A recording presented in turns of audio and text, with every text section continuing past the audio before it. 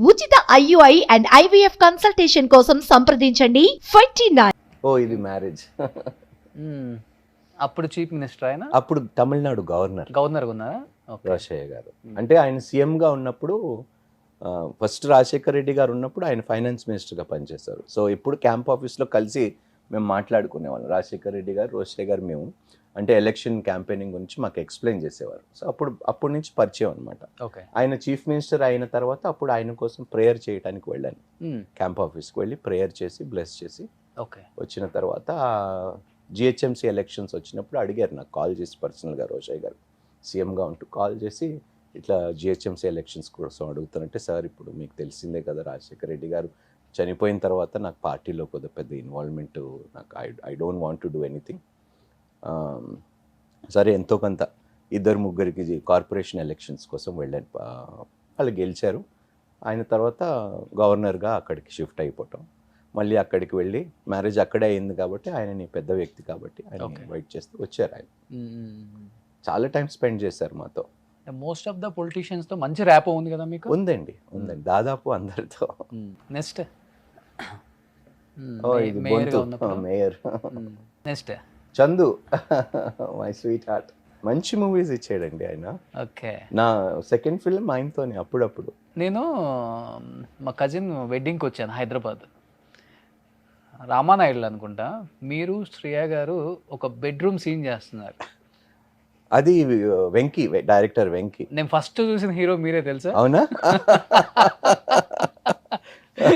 అది కూడా శోభనం సీన్. అవును.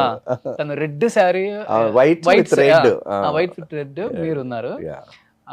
ఫస్ట్ నేను అలా చూసాను కసిపు సీన్. చాలా బాగా చేశారు సార్ రొమాన్స్. అప్పుడు మీకు దండం పెడతారు.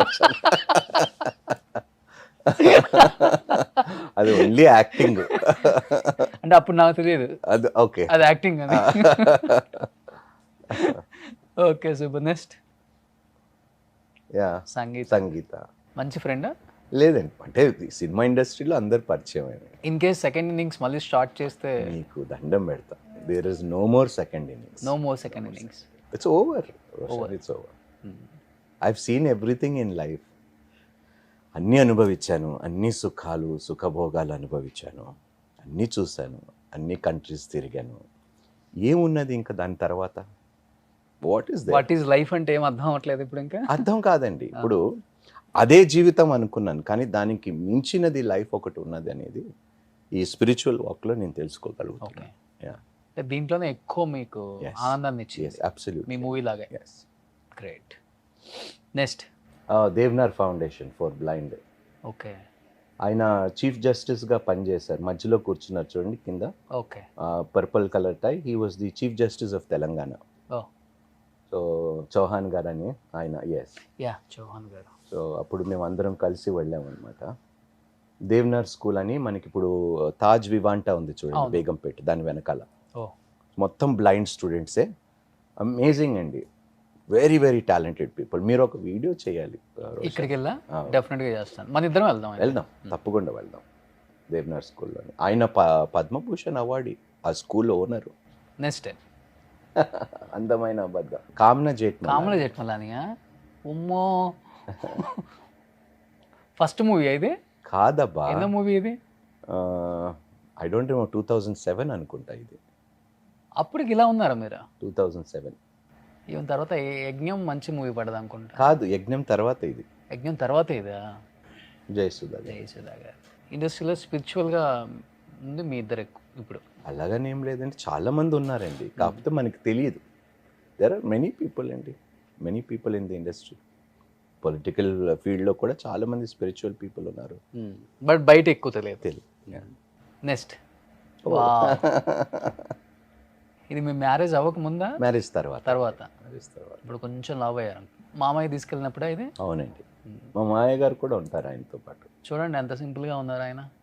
ఒక ట్రాక్ వేసుకొని, ఒక టీ షర్ట్ వేసుకొని. అప్పుడు పాయిస్ గార్డెన్ వాళ్ళ ఇల్లు రెనోవేషన్ అవుతుంది. రెనోవేషన్ అయితే వేరే అపార్ట్మెంట్లోని అప్పుడు ఉన్నప్పుడు నేను వెళ్ళిన రోజే MS ధోని ఆయన ఇంటికి సాయంత్రం వచ్చాడు. ఓకే. MS ధోని, సుశాంత్ సింగ్. ఆయన MS ధోని బయోపిక్ చేశాడు చూడండి. వాళ్ళిద్దరు, నేను మార్నింగ్ వెళ్ళాను, వాళ్ళిద్దరు ఈవినింగ్ వచ్చారు. ఓకే, అదే అపార్ట్మెంట్. ఆయనకి అదేం ఉండదు అపార్ట్మెంట్, ఏంటి ఉంటారు. మీరు చిన్న రూమ్ ఇచ్చినా కూడా అండి ఆయనకి డిమాండ్స్ కండిషన్స్ ఏమి లేవండి. అందుకనే అంటున్నాను ఆయన అంటే స్పిరిచువల్ కోణం అది చాలా ప్లస్ అవుతుందండి మనుషులకి. Is a very spiritual man, very very spiritual man. నేను చాలాసేపు మాట్లాడాను ఆయనతో, చాలా సంగతులు షేర్ చేసుకున్నాను నిజంగా.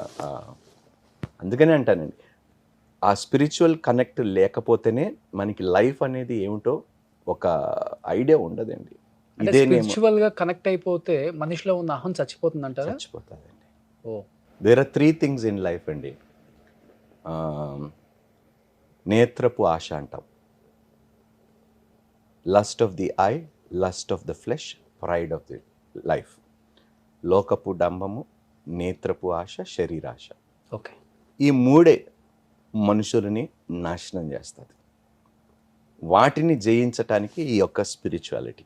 ఓ గ్రేట్. ఇప్పుడు పెళ్ళైన వాడు భార్యతో సుఖంగా ఉండొచ్చు కదండి, ఉండడు, పక్కన చూస్తాడు. ఓ శరీరపు ఆశ, gratification of the flesh, desires. దానిని ఓవర్కమ్ చేయగలిగేది only through spiritual means. There is no other way అండి. అలాంటి వాళ్ళు ఎక్కువ వస్తుంటారా? 90%. ఇప్పుడు ఏంటండి బిగ్గెస్ట్ ఇండస్ట్రీ ఏమిటి మనకి? పోర్నోగ్రఫీ. పోర్నోగ్రఫీకి అడిక్ట్ ఇక్కడే మన మధ్యలోనే అడగండి, ఎంతమంది చూడరు? అందరు చూస్తారు వీళ్ళంతా. ఎంతమంది చూడరు?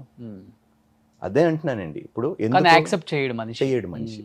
నేను తప్పు చేస్తున్నాను, నేను అంటాను ఇదేం సుఖంరా, ఎవరో ఇద్దరు ముక్కు మొఖం తెలియని వాళ్ళు ఏదో చేసుకుంటే నువ్వు వాళ్ళని చూసి సుఖపడటం అంటే ఎంత పర్వర్షన్ ఉండాలి మన మైండ్లో. నేను అందుకే ఎక్కువ చెప్తుంటాను, ఆర్జీవి గారి వీడియోస్ చూడండి, ఓపెన్ అయి మాట్లాడతారు. పొద్దున్న లేవగానే ఏం చూస్తాను, చక్కగా పెళ్లి చేసుకో, భార్య ఉన్నది, సుఖపడు, కాపురం చేసుకో, ఇంకేం కావాలి? ఇప్పుడు ఒక్క వ్యక్తితో సుఖపడి లేనివాడు ఎంతమంది ఉన్నారు? చాలా మంది భర్తలు అదే కొన్ని రోజుల తర్వాత ఫీలింగ్స్ రావట్లేదు అనేది ఎక్కువ మాట్లాడతారు. మా మ్యారేజ్ అయ్యి 10 years అవుతుందండి. We have a very strong relationship even today. అంటే అది ఒకటి సెక్స్ విషయం అనే కాదు, అవును, అన్ని విధాలు అండి. అబ్సల్యూట్లీ. అందుకని భాగస్వామ్యం అన్నాం కదండి. She are partner, life partner, soul partner, soulmate. మీ ఇద్దరికి ఏ విషయంలో ఇంతవరకు గొడవలు రావటం? నాకు తెలిసి 10 yearsలో ఒకే ఒకసారి గొడవ పడ్డాం మీరే ఇద్దరం. కాకపోతే మళ్ళీ వచ్చి మళ్ళీ క్షమాపణ కోరుకొని ప్రేయర్స్ చేసుకొని భగవంతుడి దగ్గరికి వెళ్ళి మమ్మల్ని క్షమించు, ఇద్దరిని కలిసి పని చేయమన్నావు, కానీ మేము ఒక వ్యక్తికి అవకాశం ఇచ్చి మమ్మల్ని వేరు చేయటానికి స్కోప్ ఇచ్చినందుకు థర్డ్ పర్సన్ ఎవరు ఉండకూడదండి మన మ్యారేజెస్లో, ఒక్క దేవుడు తప్ప. No other person should interfere. పంచాయతీలకి ఒక మాటలో చెప్పాలి. అబ్సల్యూట్లీ. మనం ఏదైనా గొడవలు అయితే అటు వాళ్ళని ఒక నలుగురిని, ఇటు వాళ్ళని ఒక నలుగురిని, ఎందుకంటే అందరూ ఒకవైపే కదండి సపోర్ట్ చేస్తారు. అది పోవాలి నిజంగా సార్. మీరు చెప్పినట్లుగానే థర్డ్ పర్సన్ అంటే దేవుడే ఉండాలి. అమ్మాయి తరపున ఒక 10 మంది, అబ్బాయి తరపున ఒక 10 మంది వచ్చి ఏం చేస్తారు, ఇంకా గొడవలు ఇంకా రెచ్చగొడతారు. పొయ్యిలో ఇంకా కాస్త కట్టెలు పెట్టి కిరోసిన్ పోసి. Great, super. ఏదైనా ఇబ్బంది ఉంటే రాజా గారి దగ్గరికి వెళ్ళండి.